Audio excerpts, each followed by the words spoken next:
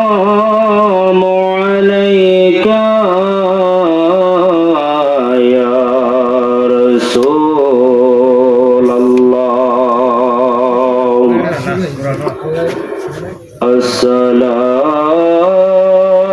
আসসালাতু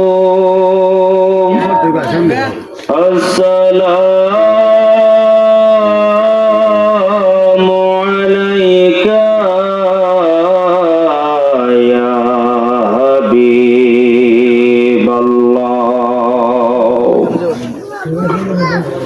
আসসালাতু আসসালামু আলাইকা ইয়া শাফিয়াল মুজনাবিন। আসসালাতু ওয়াসসালামু আলাইকা ইয়া রাহমাতাল লিল আলামিন। আলহামদুলিল্লাহ আলহামদুলিল্লাহি রাব্বিল আলামিন। والصلاة والسلام على سيد الأنبياء والمرسلين. وما أرسلناك إلا رحمة للعالمين.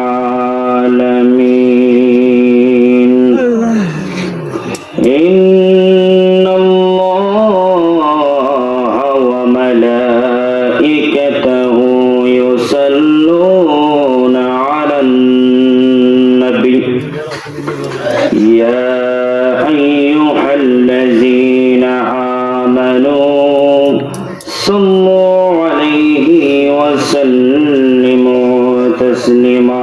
معزز محترم, আজ পশ্চিম বুল্লা ইমামগঞ্জ মোহাম্মদ তৌহিদ মিয়ার বাড়িতে ইসালে সোয়াব মাহফিলে আজকে আপনারা যারা এসেছেন, আপনারা খুশি না বাজা? মহব্বতে বলেন খুশি না বাজা? আজকের মাহফিলের সম্মানিত সভাপতি হযরত মাওলানা মুফতি হাবিবুল্লাহ বেলালী সাহেব, বারাকাল্লাহু ফি হায়াতিহি, সকলে পড়ি আমিন। আজকের মাহফিলের প্রধান অতিথি বড় ভাই হযরত মাওলানা পীরজাদা মাশকুর রহমান আল কাদরি সাহেব, বারাকাল্লাহু ফি হায়াতিহি, সকলে পড়ি আমিন। আজকের মাহফিলের প্রধান বক্তা হযরত মাওলানা মুফতি সাইফুল ইসলাম জিহাদি সাহেব, বারাকাল্লাহু ফি হায়াতিহি, সকলে পড়ি আমিন। দিগার উলামায়ে কেরাম, উলামায়ে হেজাম, যে আল্লাহ রাব্বুল আলামিন আজকে এই পশ্চিম বুল্লা নূরানি ইমানি দুর্বল ইমান মজবুত হওয়ার মতন মাহফিলে লক্ষ কোটি হাজার মানুষ হইতে বাছাই করে আসার এবং বসার সুযোগ এবং সুবিধা দুইটাই দান করেছেন, বান্দা হিসেবে রবকে খুশি করার জন্য পড়ি আলহামদুলিল্লাহ। তারই সাথে সাথে লক্ষ কোটি তার চাইতেও বেশি দুরূদ এবং সালাম যিনি বিশ্ব সভার সভাপতি, হায়াতুন নবী, জিন্দা নবী, নূরুন আলা নূর, নূরে মুজাসসাম, শামসুদ্দোহা, বদরুদ্দুজা, সদরুল উলা, আশরাফুল আম্বিয়া ওয়াল মুরসালিন, খাতামুন নবিয়্যিন, রাহমাতাল লিল আলামিন, হুজুরে নূর সাল্লাল্লাহু আলাইহি ওয়াসাল্লাম। তো আজকের মাহফিলে আমাদের আল্লাহ খুশি না বাজা? মহব্বতে বলেন খুশি না বাজা? মদিনাওয়ালা খুশি না বাজা? তো সকলে জবান খুলে আমরা মদিনাওয়ালার সাথে দুরূদ শরীফ পড়তে রাজি আছি। আল্লাহুম্মা সাল্লি আলা সাইয়্যিদিনা মুহাম্মাদ, আল্লাহুম্মা সাল্লি আলা সাইয়্যিদিনা মুহাম্মাদ, খায়রে নাবিয়ানা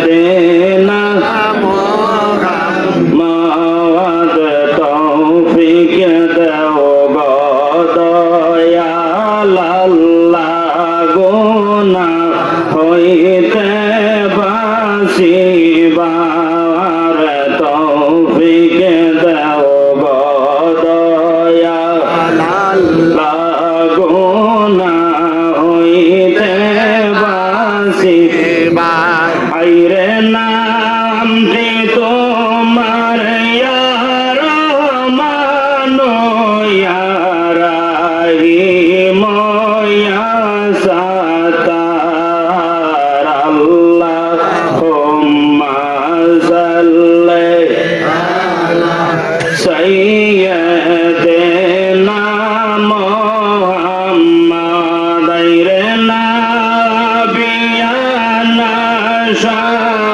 শাফিয়ানা মাওলানা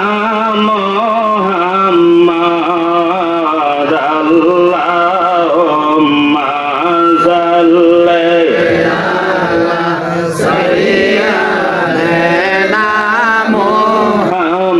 মুহাম্মাদ দিবানি শিমন রে আমার দিয়না যন্ত্রণা দিবানি শিমন রে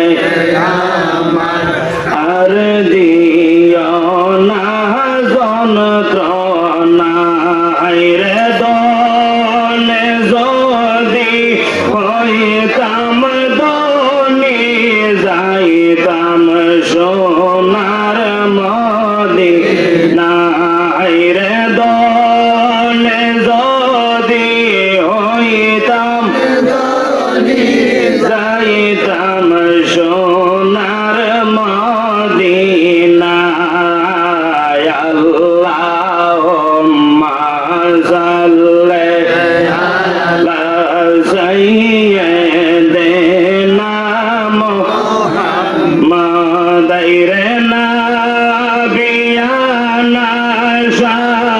শাফিয়ানা মাওলানা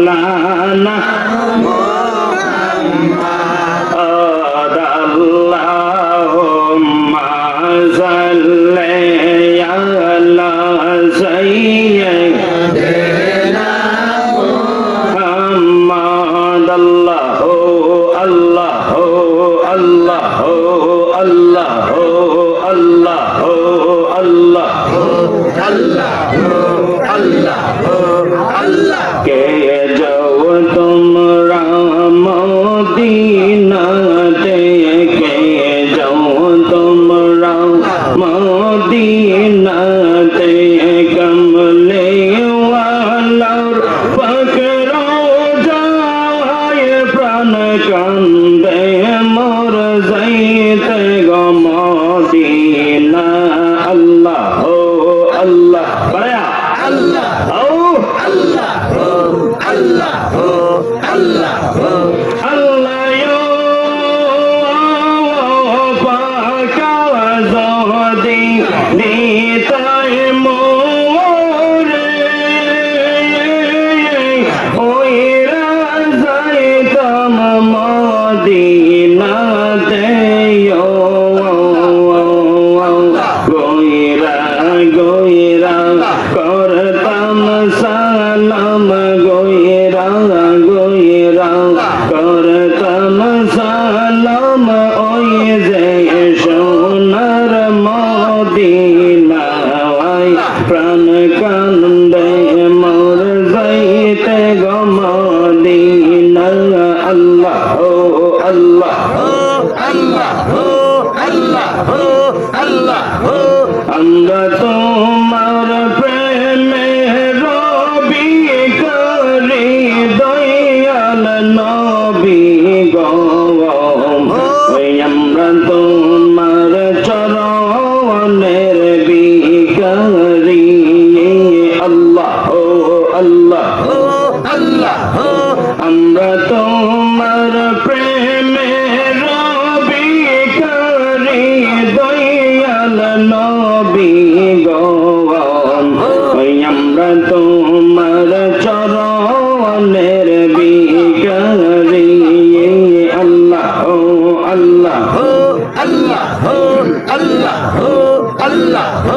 নবীজি তুমি হও সুলতান মাওলানা আশিকের বেদাসে জানা গো আল্লাহ আল্লাহ নবীজি তুমি হও সুলতান মাওলানা আশিকের বেদাসে জানা গো কেউ আর গইলা দেখাও রূপ নিহারি দয়াল নবী গো আমরা তোমার প্রেমে রবি করি আল্লাহ আল্লাহ আল্লাহ আল্লাহ আল্লাহ নবীজি মদিনাতে বান্দাবাড়ি সাজায়া সোনার দরিয়া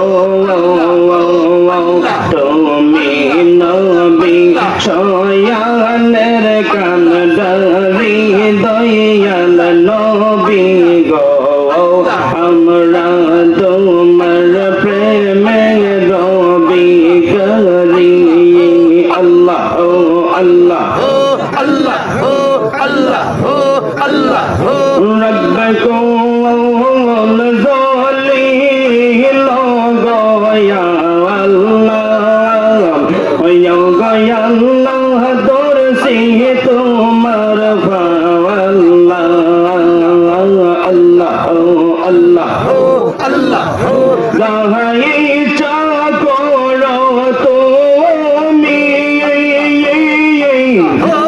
মিনু আয়াসিকে আল্লাহ গয়া আল্লাহ গয়া আল্লাহ দরসি তোমার ফাওয়াল্লাহ আল্লাহ আল্লাহ আল্লাহ আল্লাহ তুমি হইলা অন্তর জামিনে ওই আমরা হইলাম ফানা গয়াল্লাহ আমরা হইলাম ফানা সুখে কিংবা দুঃখে আসি তুমি যাই না কি জানো না রে আল্লাহ গয়াল্লাহ দরসি তোমার ফাওয়াল্লাহ আল্লাহ আল্লাহ আল্লাহ আল্লাহ আল্লাহ তুমি রাজা আমি প্রজা বই করি না করো গয়াল্লাহ বই করি না করো শুনছে তুমি এই জগতে রহমতের বান্দার গয়া আল্লাহ গয়া আল্লাহ দরসি তোমার ফাওয়াল্লাহ আল্লাহ আল্লাহ আল্লাহ আল্লাহ জঙ্গলি হাতি দাঁড়ায়াছি তোমারি দরবারে গয়াল্লাহ তোমারি দরবারে জঙ্গলি হাতি দাঁড়ায়াছি তোমারি দরবারে গয়াল্লাহ তোমারি দরবারে প্রেম রৌশি দিয়া বান্দো আমার ফারুক নাই সংসারে গয়া আল্লাহ গয়া আল্লাহ দরসি তোমার ফাওয়াল্লাহ আল্লাহ আল্লাহ আল্লাহ আল্লাহ আল্লাহ এরশাদ তোমার পাপী বান্দা তাইনা লওনা কোলে গয়া আল্লাহ তাইনা লওনা কোলে ফারুক তোমার পাপী বান্দা লওনা কোলে গয়াল্লাহ তাইনা লওনা কোলে ওই আমি মরলে তোমার নাম কি কে করবে গো সোনা রে আল্লাহ গয়াল্লাহ দোর সিং তোমার আল্লাহ আল্লাহ আল্লাহ আল্লাহ আল্লাহ আল্লাহ আল্লাহ আল্লাহ লা ইলাহা ইল্লাল্লাহু মুহাম্মাদুর রাসূলুল্লাহ সাল্লাল্লাহু আলাইহি ওয়াসাল্লাম। তো আমি আপনাদের কাছে একটি আয়াতে কারিমা তেলাওয়াত করেছি। ইনশাআল্লাহ শানে সালাতের উপর আপনাদের সামনে দুই চারটা কথা বলবো, যদি আমার আল্লাহ সেই তৌফিক আমাকে দান করে।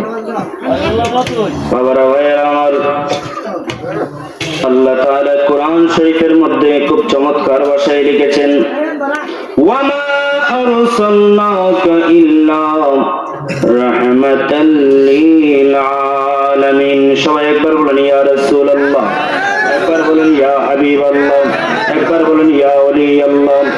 সম্মানিত হাজিরিন, আল্লাহ রাব্বুল আলামিন কোরআন শরীফের মধ্যে বলেন, ওয়ামা আরসালনাকা ইল্লা রাহমাতাল লিল আলামিন। নবী গো,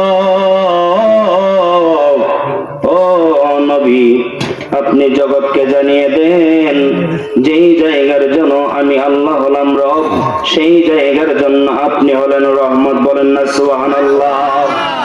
যেই জায়গার জন্য আমার আল্লাহ রব, সেই জায়গার জন্য নবী রাহমাতুল লিল আলামিন হলেন রহমত। সুবহানাল্লাহ। তাহলে সেই নবীজির উম্মত হিসেবে আমরা নবীজি কিভাবে চলেছে সেটাকে আমাদের জানা দরকার না? কারণ নবীজিকে যখন তায়েফবাসীরা পাথর মেরেছিল, তখন আল্লাহ তাআলা জিবরাইলের মাধ্যমে ওহী পাঠিয়েছিল, ইয়া রাসূলুল্লাহ, যদি আপনি এখন বলেন তাহলে তায়েফটাকে আমি ধ্বংস করে দিব। নবী আমার ডাক দিয়ে বলে, জিবরাইল রে, ও জিবরাইল, তুমি আল্লাহকে যাইয়া বলো যে আমি তো রহমতের নবী রে জিবরাইল, আমার উম্মত গুনাহ করেছে, উম্মত ভুল করেছে, আমি নবী তো চাইলেই তাদের ধ্বংস করে দিতে পারি না। এত মায়ার নবী আমার, যেই নবীর গায়ে মশা মাছি বসা হারাম। আল্লাহু আকবার বলেন। যেই নবীজির শরীরে মশা এবং মাছিকে আমার আল্লাহ বসা হারাম করে দিয়েছে। তো সেই নবীজির উপরে কি দুশমনরা হামলা করছে না? করছে তো।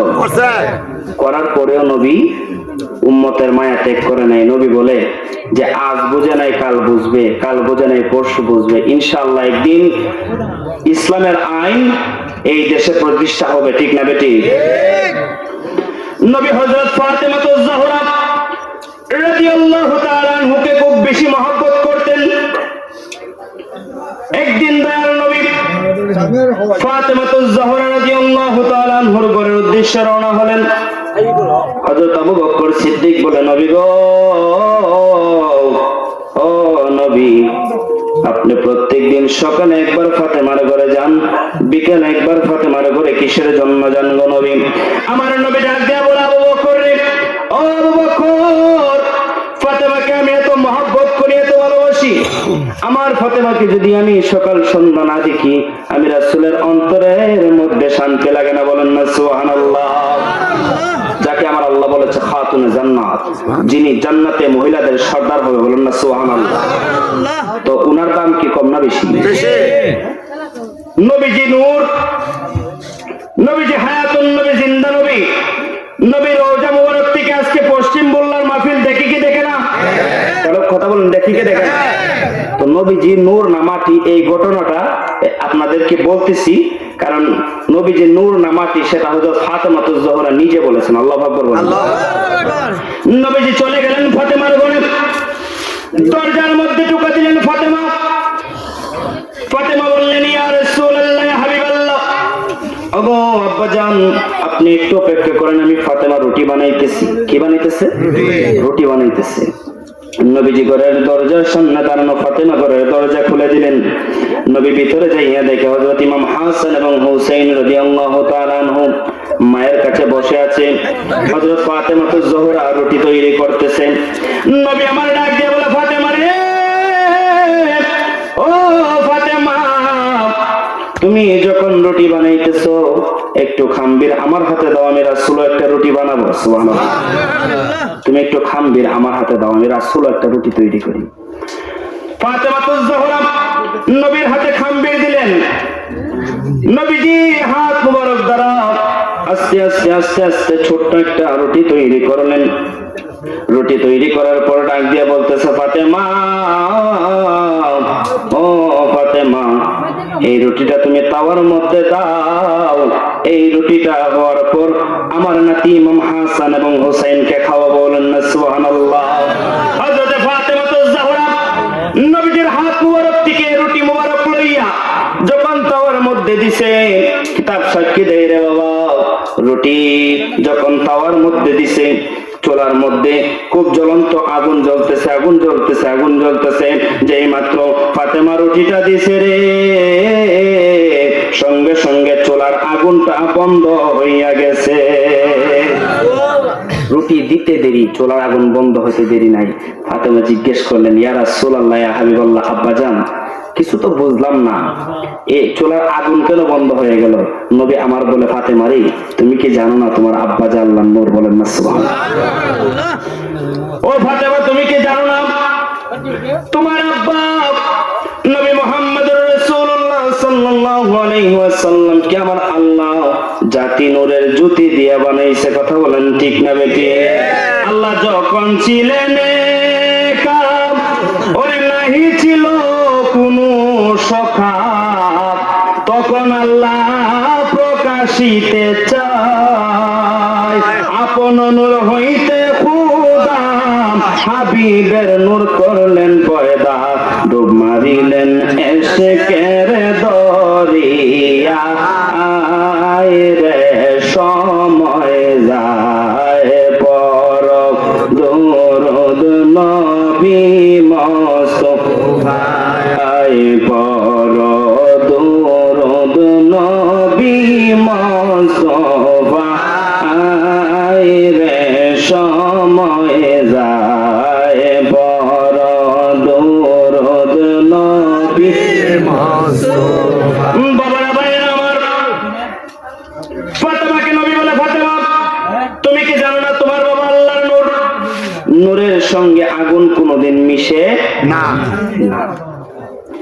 নবীজি এই কথা বলে, ও ফাতেমা, তোমাকে আমি আরেকটা সংবাদ দেওয়ার জন্য আসছি। ফাতেমা ফাতেমা ডাক দিয়ে বলে, ইয়া রাসূলুল্লাহ, হাবিবাল্লাহ, ওগো আব্বাজান, আপনি আমাকে কি সংবাদ দিবেন? নবী আমার ডাক দিয়ে বলে, ও ফাতেমা, তোমার সঙ্গে হয়তো আমার 7 এবং 8 দিনের মতো মোলাকাত নাও হতে পারে। ফাতেমা চোখের পানি ফেলে কান্দে, ইয়া রাসূলুল্লাহ, ইয়া হাবিবাল্লাহ, নবী গো, যদি আপনাকে আমি ফাতেমা একদিন না দেখি গো নবী, যদি আমার হাসান হুসাইন আপনাকে না দেখে নবী গো, তাহলে আমার অন্তরের মধ্যে কেমন জানি অশান্তি শুরু হয়ে যায়। আমার হাসান হুসাইন আপনার জন্য কান্না করতে শুরু করে। বলেন না সুবহানাল্লাহ। নবী বলতেছে, ফাতেমা, করার কিছু নাই, যেহেতু এই আল্লাহর কিতাব কোরআন আমার উপর নাজিল হয়েছে, কোরআনের যে বাণী সেগুলো তো মানুষের কাছে পৌঁছাতে হবে, যার কারণে আমি যুদ্ধক্ষেত্রের জন্য 7 এবং 8 দিনের জন্য বাইরে যাব। ফাতেমা ডাক দিয়ে বলে, আব্বাজান, আপনি যুদ্ধের জন্য যাবেন, আমার কোনো আফসোস নাই। ও নবী, তবে আপনি আমার কাছে ওয়াদা করে যান, 7 এবং 8 দিন পরে আপনি যখন এই মদিনার নগরীতে ফিরবেন নবী গো, সর্বপ্রথম আমি ফাতেমার সঙ্গে দেখা করবেন। বলেন না সুবহানাল্লাহ। নবী যদি কাউকে ওয়াদা দেয়, সেই ওয়াদা কি ভঙ্গের কোনো লক্ষণ আছে?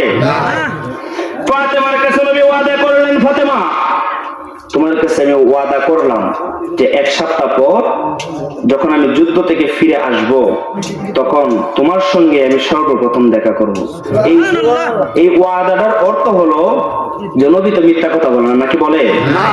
নবী যদি মিথ্যা কথা বলে, এই কথা যদি কেউ বলে ঈমান থাকবে? আর কি বলতেন এখন সমাজের কথা? নবী তো অনেক দূরের কথা, অনেকে বলে আল্লাহ নাকি মিথ্যা বলে, বলেন না নাউজুবিল্লাহ। এরকম মানুষ আছে না? বলে আল্লাহ মিথ্যা বলে।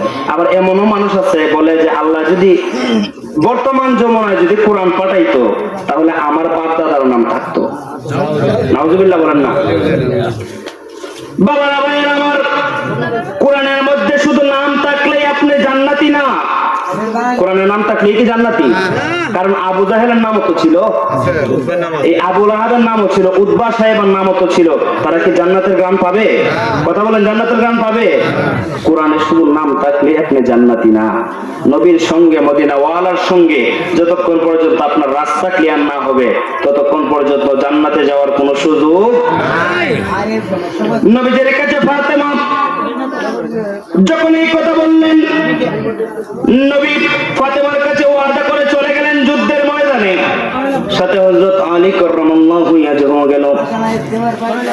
7 দিন পর যখন নবী আমার যুদ্ধ থেকে আবার মদিনা নগরীতে ফিরে আসলো, নবীর মনে হয়ে গেল আমার ফাতেমা বলছিল সর্বপ্রথম যেন আমি আমার ফাতেমার সাথে দেখা করি।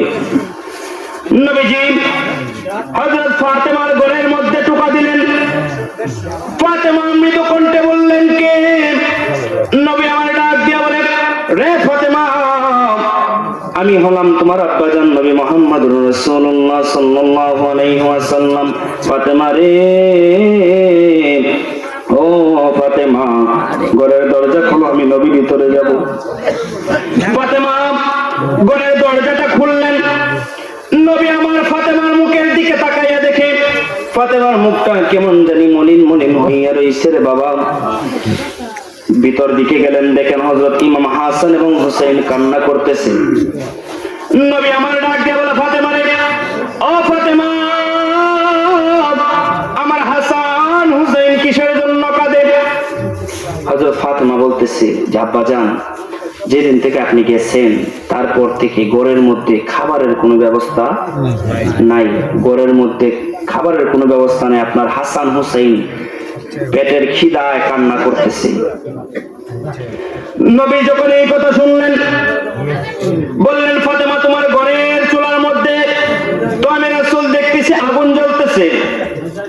ফাতেমা বলতেছে যে আব্বাজান, এখন একটা খালি পাতিলের মধ্যে কিছু পানি বসাইলাম, ওই পানিগুলো আমি গরম করতেছি আর হযরত ইমাম হাসান এবং হুসাইনকে বুঝাইতেছি যে বাবারে একটু অপেক্ষা করো, খাবার হইতেছে, একটু অপেক্ষা করো, খাবার হইতেছে। নবী আমার ডাক দিয়ে বলে, ফাতেমা, তোমার ঘরে খাবারের কি কোনো কিছুই নাই? ফাতেমা বলে, না, ঘরের মধ্যে কিছুই নেই। হযরত ইমাম হাসান হুসাইন নানার শব্দ শুনে ছুটে আসলেন। ইয়া রাসূলুল্লাহ, ইয়া হাবিবাল্লাহ, ওগো দয়ার নবী, মায়ার নবী, দুনিয়া যখন আমার আল্লাহ সৃষ্টি করেছেন, সৃষ্টি করার আগে আপনি নবীকে নবী বানিয়েছেন। নবী গো, ও নবী, আপনি তো হলেন বর্তমান জমানার মধ্যে সবচেয়ে বেশি ইনসাফকারী, আপনার উপরে তো কেউ ইনসাফকারী নাই। ইয়া রাসূলুল্লাহ, নবী গো, ও নবী, আপনার কাছে একটা বিচার দিতে চাই। নবী বলে, ও ভাই হাসান, ও ভাই হুসাইন, বলো কি বিচার দিতে চাও? ইমাম হাসান হুসাইন বলে, ইয়া রাসূলুল্লাহ, ইয়া হাবিবাল্লাহ, আজকে 7 দিন গত হয়ে যায়, যখন মাকে জিজ্ঞেস করি, মা খাবারের কিছু দাও, পেটের মধ্যে ক্ষুধা লাগছে, মা শুধু বলে খাবার হইতেছে হইতেছে, মা আমাদেরকে খাবার দেয় না। ইয়া রাসূলুল্লাহ, নবী গো, আপনি বিচার করেন, আপনার মেয়ে কিসের জন্য আমাদের সঙ্গে মিথ্যা কথা বলে? বলেন না সুবহানাল্লাহ।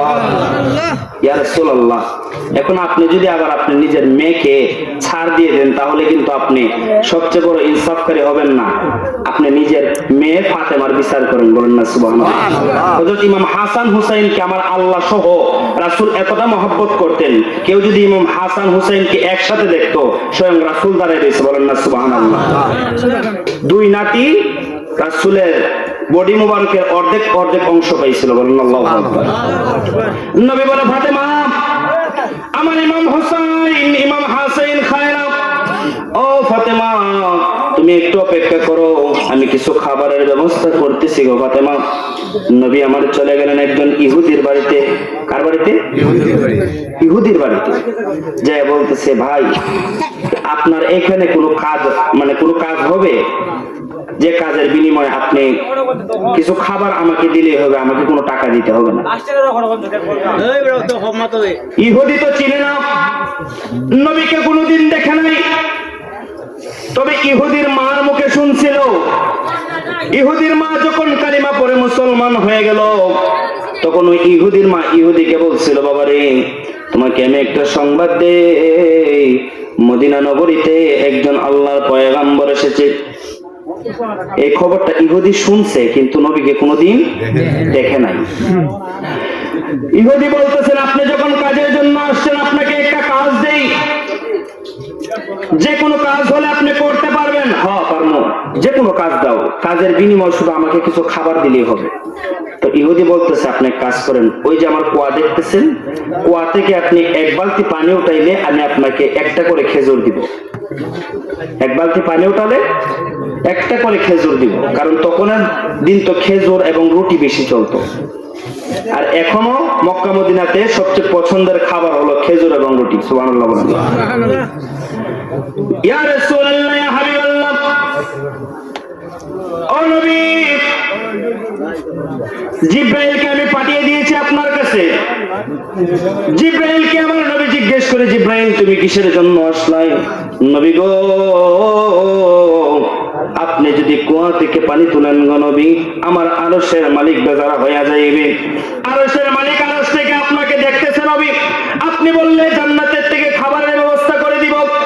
নবী আমার ডাক দিয়ে বলে, রে ভাই জিব্রাইল, যদি আমি জান্নাত থেকে খাবার খাই তাহলে আমার উম্মত কি শিখবে? সুবহানাল্লাহ। যদি আমি কষ্ট না করি তাহলে আমার উম্মত তো কষ্ট শিক্ষা পাবে না। দেখেন নবী আমার কত চিন্তা করতেন আপনি এবং আমার জন্য। আর সেই নবীকে আজকে আমরা মাটির বলে তুচ্ছ তাচ্ছিল্য করি, নিঃসন্দেহে তার ঈমান নাই। কথা বলেন ঠিক না? নবীর প্রেমে যতক্ষণ পর্যন্ত আপনার অন্তরের মধ্যে কান্নার ভাব সৃষ্টি না হবে, ততক্ষণ পর্যন্ত মদিনাওয়ালার দেখা আপনি পাবেন না। ওই ইহুদি বলতেছে, আপনি বালতি ফলান, তবে একটা শর্ত আছে। কি শর্ত? যে আপনি 70 বালতি পানি উঠালে 70টা খেজুর আমি আপনাকে দিব। তবে যদি 69 বালতি পানি আপনি উঠান তাহলে আপনাকে আমি কোনো খেজুরই দিব না। নবী বললেন ঠিক আছে। প্রথম বালতি নবী পাঠাইলেন, দ্বিতীয়, তৃতীয়, চতুর্থ, পঞ্চম, এইভাবে 10টা, 20টা, 30টা বালতি যখন নবী ফালাইলেন, 40টা বালতিও ফালাইছে। নবী এক সপ্তাহ যাবৎ যুদ্ধ করে এসেছেন। নবীজির শরীর মোবারক ক্লান্ত। শরীর মোবারক ক্লান্ত থাকার কারণে যখন 50-60টা বালতি ফালাইয়া লাস্ট পর্যায়ে চলে গেছে, অর্থাৎ মানে 69 বালতি। কত বালতি?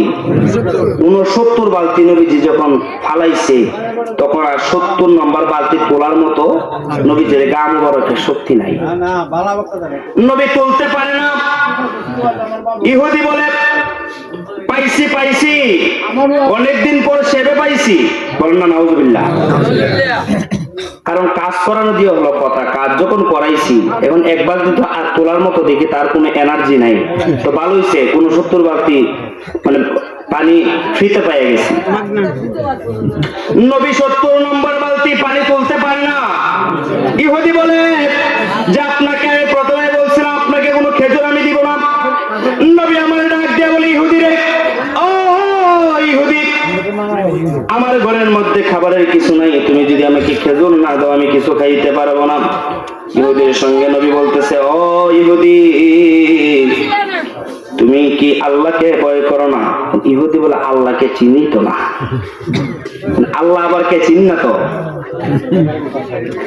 নবী বলতেছে, ঠিক আছে তুমি আল্লাহকে চিনো না, কিন্তু ইনসাফ বলতে তো একটা বিষয় মানে আছে না? তাহলে তুমি ইনসাফ করো, তুমি আমাকে 69টা না দাও, অন্তত 20টা দাও বা 30টা দাও। ইহুদি বলতেছে, আপনাকে একটাও দেওয়া যাবে না। এক পর্যায়ে ইহুদির সঙ্গে যখন নবীজির কথাবার্তা চলতেছে, কোরআন সাক্ষী দেয়, কিতাব সাক্ষী দেয়, ওই ইহুদি বাম হাত দ্বারা নবীজির গাল মুবারকের মধ্যে একটা চড় মারছে। বলেন না নাউজুবিল্লাহ। পশ্চিম বুল্লার মুসলমান, ও বাবারা, যে নবীজির শরীর মুবারকে একটা মশা মাছি বসতো না রে বাবা, ওই নবীজির গাল মুবারকের মধ্যে যখন ইহুদি বাম হাত দ্বারা চর মারছে, নবীজির গাল মুবারকটা লাল হইয়া গেছে। নবীজি রুমাল দ্বারা নিজের মুখটাকে বেষ্টন করিয়া অর্ধেকটা মুখ ডাইকা চলে গেলেন ফাতেমার ঘরের দিকে। ফাতেমার ঘরে যাইয়া নবীজি ডাক দিলেন, ফাতেমা ঘরের দরজা খুলে দিলেন। ইয়া রাসূলুল্লাহ, ইয়া হাবিবাল্লাহ, আপনি যাওয়ার সময় আপনার মুখটা ছিল একরকম, এখন কেন অন্যরকম দেখি? আল্লাহু আকবার বলেন। যখন আপনি গেছিলেন দেখছিলাম একরকম, নবী গো এখন জানি কেমন কেমন লাগে। নবী বলে, ফাতেমা চিন্তা করো না, বিকালের মধ্যে আমি রাসূল খাবারের ব্যবস্থা করব। ইমাম হাসান এবং হুসাইন নবীকে যদি একবার চোখ মুবারকে দেখতো, ইমাম হাসান এবং হুসাইনের পেটের খিদা নিবারণ হয়ে যেত। বলেন না সুবহানাল্লাহ। নবী আমার যখন ঘরে আসলেন, ইমাম হাসান হুসাইন নবীজির মুখ মুবারক দেখে বললেন, না না, আপনি আমাদেরকে খাবার দিতে হবে না। ইয়া রাসূলুল্লাহ, ইয়া হাবিবাল্লাহ, নবী গো আপনার চেহারা মুবারক যখন আমরা ইমাম হাসান হুসাইন দুই ভাই দেখি, নবী গো শুধু 7 দিনের খোদা না, আপনার চেহারা দেখলে কিয়ামত পর্যন্ত আমরা যদি কোনো কিছু না খাই, তারপরে আমাদের পেটে ক্ষুধা লাগবে না। ইয়া রাসূলুল্লাহ, ইয়া হাবিবাল্লাহ, ইয়া রাসূলুল্লাহ, ইয়া হাবিবাল্লাহ, আমরা রিমত নিবান কালে তাকিয়ে নবী গো আমাদের সামনে, আমরা রিমত নিদান কালে তাকিয়ে নবী গো আমাদের সামনে, দেখিব আপনার দুই নয়ন ভরিয়া, দেখিব আপনার দুই নয়ন ভরিয়া। ইয়া রাসূলুল্লাহ, ইয়া হাবিবাল্লাহ, ইয়া রাসূলুল্লাহ, ইয়া হাবিবাল্লাহ, মুনকার নাকির ফেরেশতা সওয়াল করবে বসায়া, মুনকার নাকির ফেরেশতা সওয়াল করবে বসায়া, দিয়ে নবীজি পর্দা উঠায়া, দেখিব আপনার নয়ন ভরিয়া, দেখিব আপনার নয়ন ভরিয়া। ইয়া রাসূলুল্লাহ, ইয়া হাবিবাল্লাহ, ইয়া রাসূলুল্লাহ, ইয়া হাবিবাল্লাহ। ভালো লাগতেছে না খারাপ লাগতেছে? যদি বেশি খারাপ লাগে তাহলে বড় বাইরে দিয়ে আমি চলে যাবো। ভালো লাগতেছে তো ইনশাআল্লাহ? নবী আমার ঘরের মধ্যে যাইয়া কম্বল মুবারক লইয়া নবীজি ঘুমের ঘরে চলে গেলেন। আর ওই দিক দিয়ে নবীজির মুখ মুবারক ব্যথায় ফুলে গেছে, মুখ মুবারক ব্যথায় ফুলে গেছে। নবী আমার চোখের পানি ফেলায় কান্দে, ও আল্লাহ, আল্লাহ গো আমি আপনার কাছে একটা দরখাস্ত করি। আমার আল্লাহ বলে, ও জিব্রাইল যাও আমার বন্ধু কি বলে শোনো। আমার নবী ডাক দিয়া বলে, ও ভাই জিব্রাইল, ওই ইহুদি আমারে চল মারছে, ওই আরশের মালিক তো দেখছে রে জিব্রাইল। ও জিব্রাইল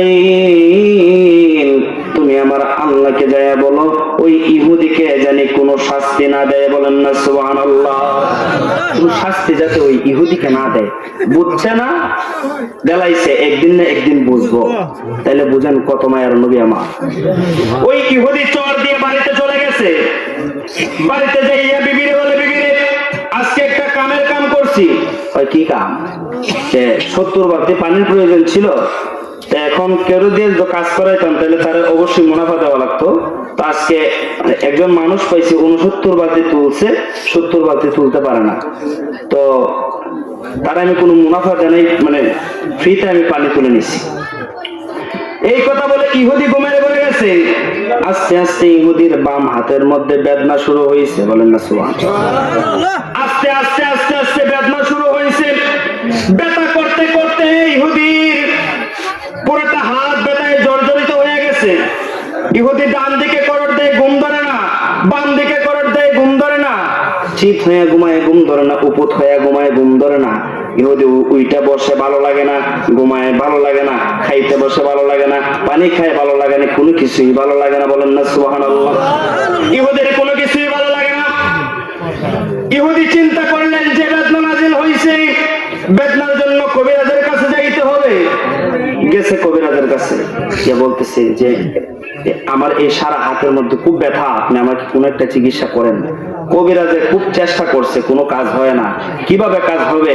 কারণ এই হাত দ্বারা তো রাহমাতুল লিল আলামিনের গায়ে হাত দিচ্ছে। বলেন না নাউযুবিল্লাহ।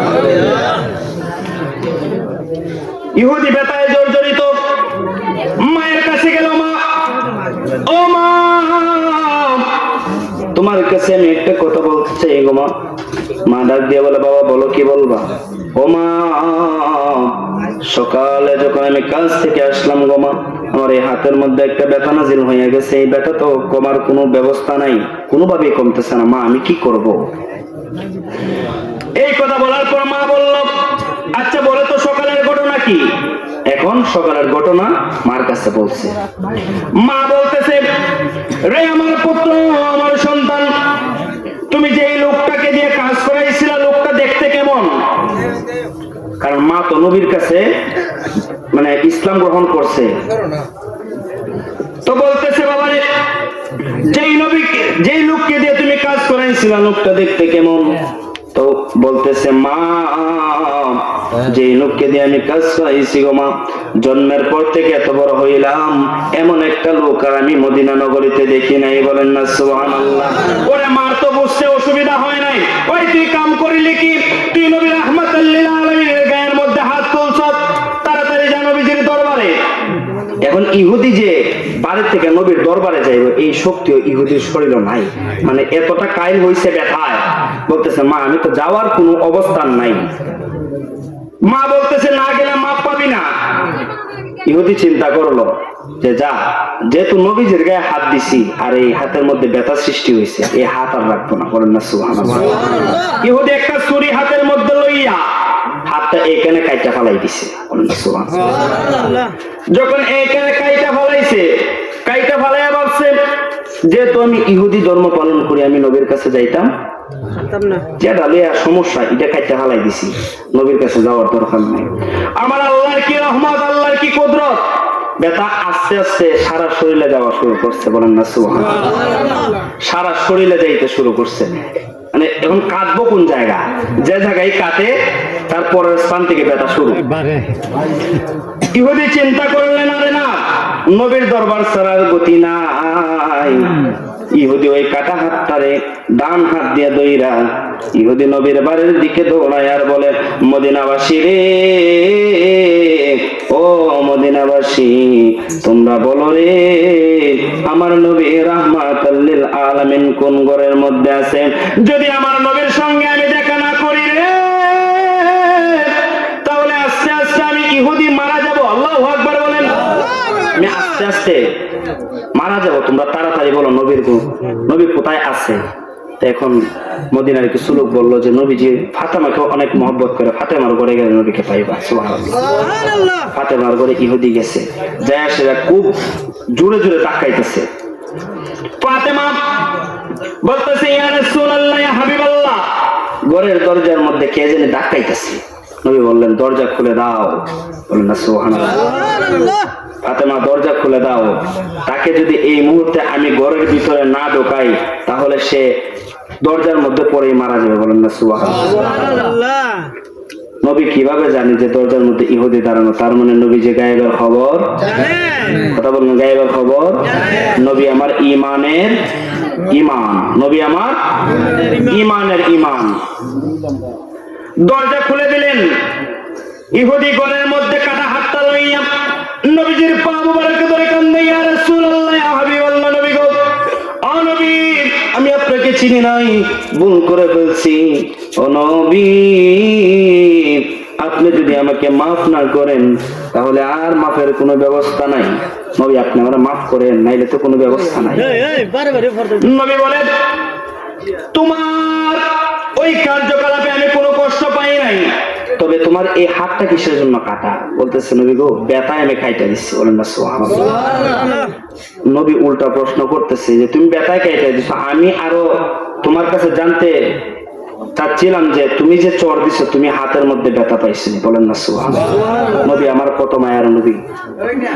নবী বলে তোমার হাতটা কিসের জন্য কাটছো, হাতটা আমার হাতে দাও। নবীজি হাতের মধ্যে লইয়া নবীজির মুখ থেকে তুতু মোবারকবার কইয়া ওই হাতের মধ্যে যখন লাগাইয়া দিছে, হাতটা সঙ্গে সঙ্গে জোড়া লাইগা গেছে, বলেন না সুবহানাল্লাহ। ইহুদির সাথে সাথে কালেমা পড়ে মুসলমান ধর্ম গ্রহণ করেছে। তাহলে সেই নবীজির উম্মত হয়ে যদি আজকে আমরা নবীজির বিরুদ্ধে কথা বলি, নবীজির সম্মানকে তুচ্ছ করি, তাহলে আপনার এই জীবন জিন্দেগির কোনো মূল্য নাই। কারণ কয়বারে যদি আপনি নবীর প্রেম নিয়ে না যেতে পারেন, তাহলে আপনার জাহান্নাম ছাড়া কোনো গতি নাই। সুবহানাল্লাহ ওয়া আলহামদুলিল্লাহ লা ইলাহা ইল্লাল্লাহ সুবহানাল্লাহ ওয়া আলহামদুলিল্লাহ লা ইলাহা ইল্লাল্লাহ লা ইলাহা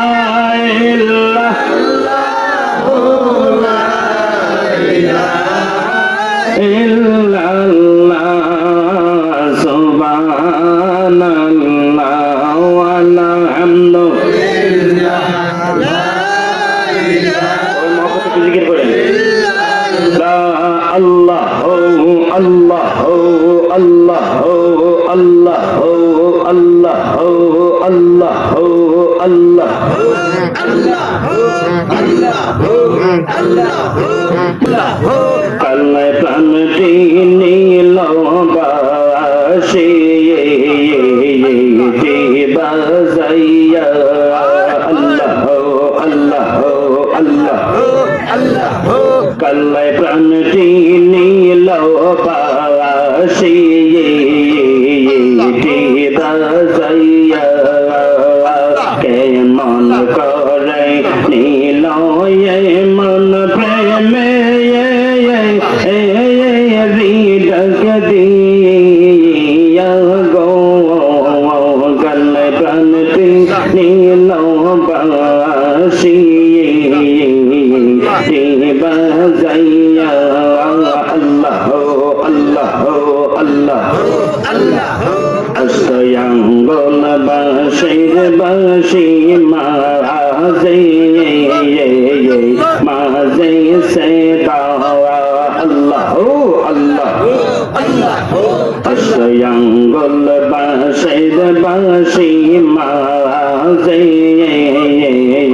মাঝে সে দাওয়া দয়াল ফারুক বিনে আমার দয়াল ফারুক বিনে আমার ববে কে হো না রে গলে প্রাণ দিল বাসি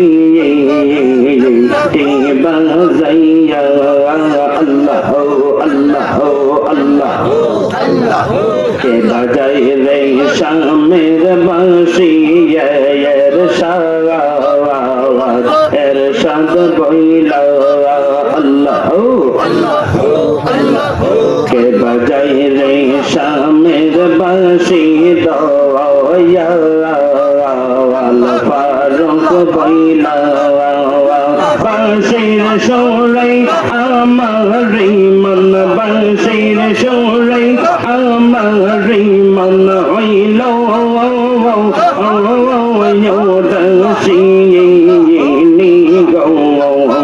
গলে প্রাণ দিল বাসি বাজাইয়া আল্লাহ আল্লাহ আইরে কোন রঙে ডাকে রে কি নাম তোর লাগে রে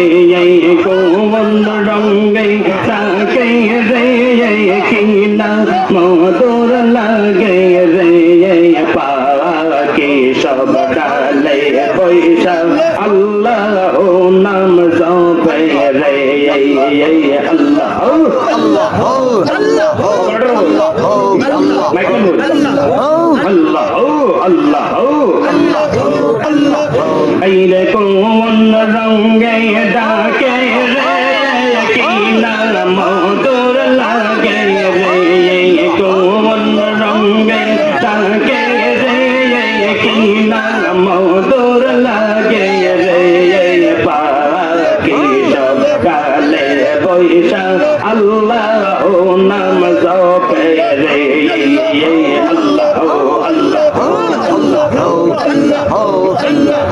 একটি গাছের চারটি ডাল কোন ডালে দিয়ে বসরে একটি গাছের চারটি ডাল কোন ডালে দিয়ে বসরে কোন ডালেতে আল্লাহর নবী নূর নিশানো রাইল রে কোন ডালেতে হযরত নবী নূর নিশানো রাইল রে পাখি সব ডাল পয়সা আল্লাহ নাম জপে রে আল্লাহ আল্লাহ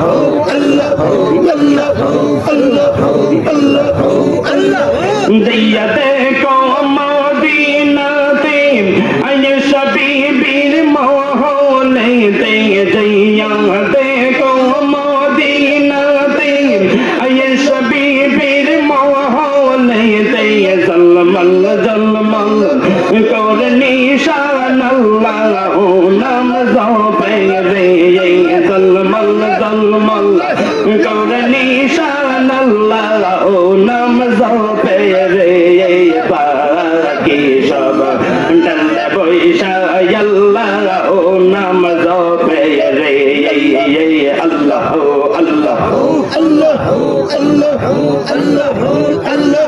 ছিল নিশানা রওশেতে হইল নিশান মদিনাতে ছিল নিশানা রওশেতে হইল নিশান মদিনাতে গেল নিশান কারবালাতে ইমামের দুই পাশে রে গেল নিশান কারবালাতে ইমামের দুই পাশে রে পাখি সব ডাল পয়সা আল্লাহ নাম জপে রে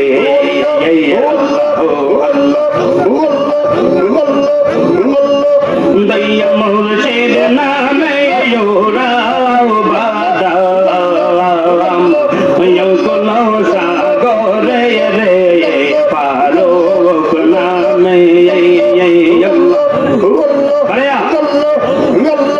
দয়া ফারুক যার কান্ডারি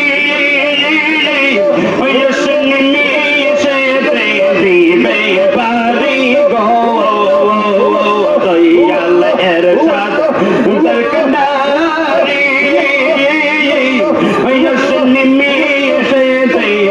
দিবে পারি গো কোথায় কোন যাবে তোরে কোথায় কোন যাবে তোরে মন দিয়া নন্দে রে মুর্শিদ নামে আল্লাহ বল্লা রে সে যাও না কে সে পার গোড়াও তুমি বন জঙ্গলে রে মন বেতা রইল মনে মন বেতা রইল মনে দেখল না সিয়া রে মুর্শিদ নামে আল্লাহ রহমতের দৌড়িয়া তুমি করলাম আমি গো রহমতের দৌড়িয়া তুমি করলাম আমি গো সরয়া না দিও মোরে সরয়া না দিও মোরে সরণ তলে রে মুর্শিদ নামে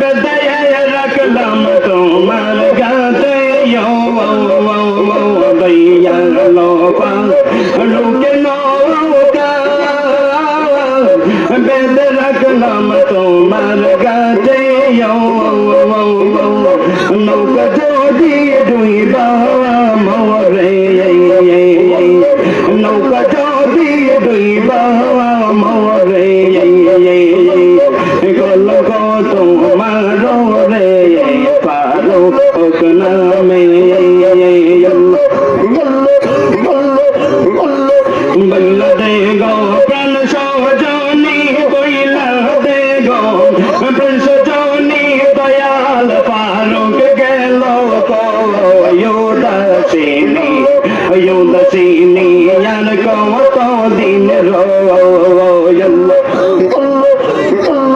বইলা দে গো প্রাণ সজনী বইলা দে গো প্রাণ সজনী দয়ালের সাদ গেল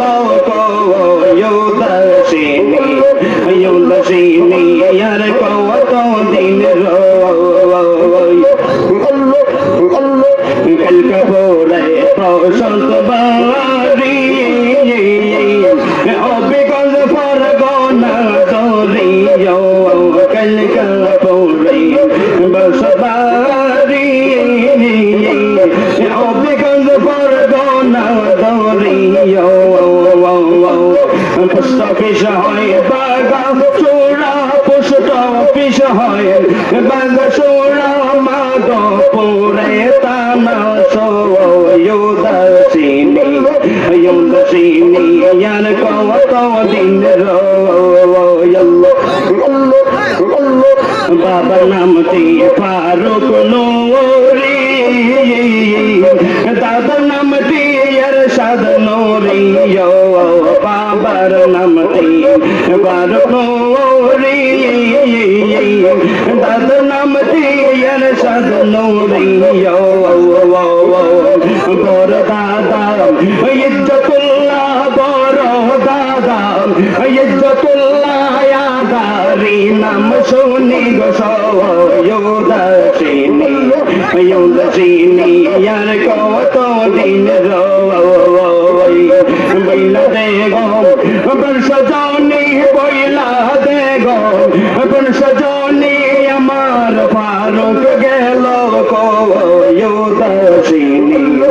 উদাসীনী আর কত দিন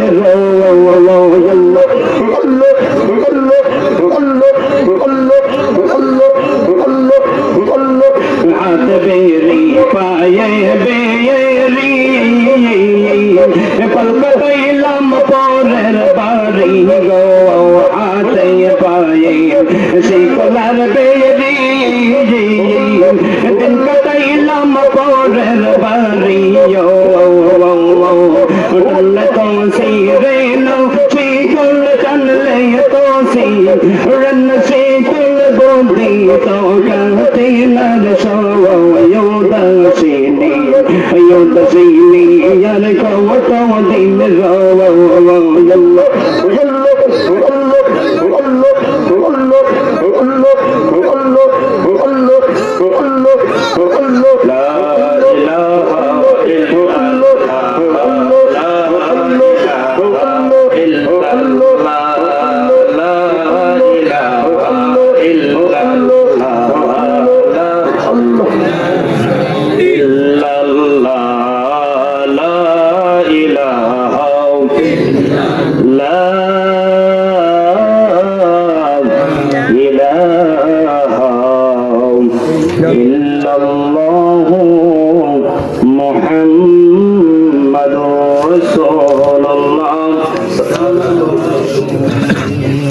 দয়াল মুর্শিদ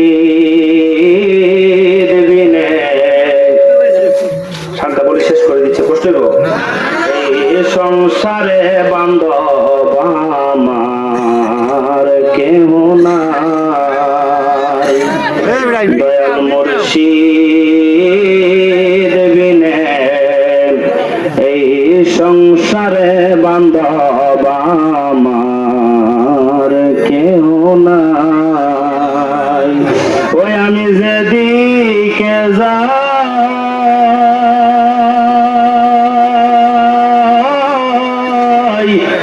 দেখি গো তোমায় তুমি সারা বান্ধব নাই আমার কেহ নাই দয়াল মুর্শিদ বিনে এই সংসারে বান্ধব আমার কেহ নাই ওই আমি খুঁজতে যায়া আল্লাহ নবী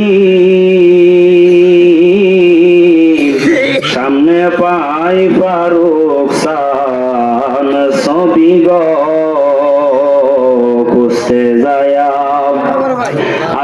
নবী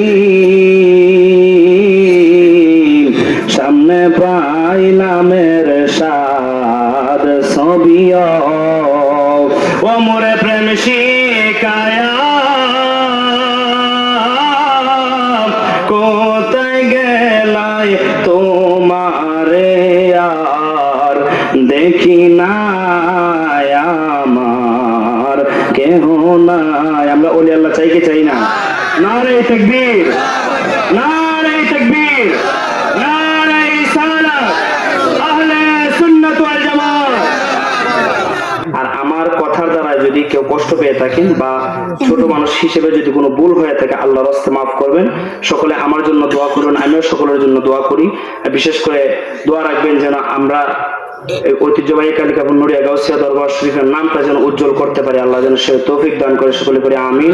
ওয়া আখিরু দাওয়ানা আলহামদুলিল্লাহি রাব্বিল আলামিন ওয়া মা আলাইনা ইল্লাল বালাগ। আসসালামু আলাইকুম ওয়া রাহমাতুল্লাহি ওয়া বারাকাতুহু।